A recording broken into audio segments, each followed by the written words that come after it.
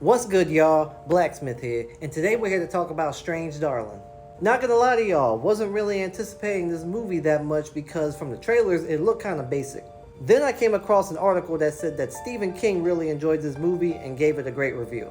So, me being a horror fan, when the king of horror says that a movie is good, I gotta check it out. And it's a good thing that he talked about it because I didn't really see a lot of promotion and marketing when it came to this movie. I probably wouldn't have even known about it that much if Stephen King didn't say something. So, was the king correct? Is this movie any good and is it worth watching? Let's talk about it. Strange Darling is about a woman and a man who engage in a one-night stand that ends up turning into a cat and mouse game of her possible deletion.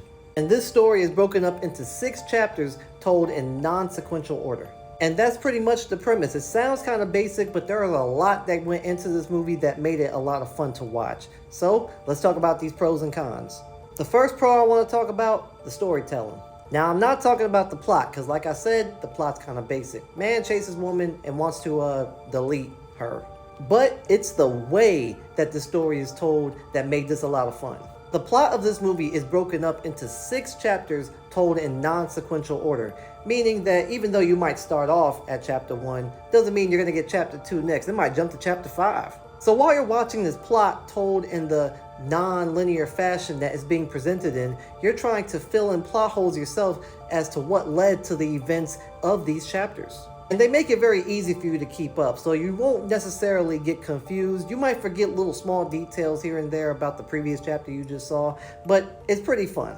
Next, I want to talk about the acting.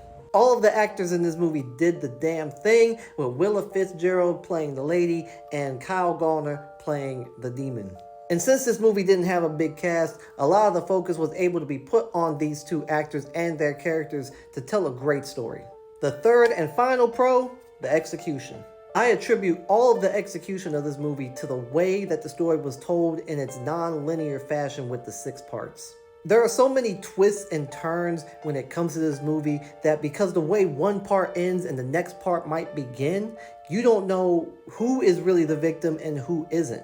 This movie did a fantastic job with keeping me on my toes and keeping me engaged and wondering what's going to happen next and how is this all going to end. So really, nothing is as it seems and anything can happen.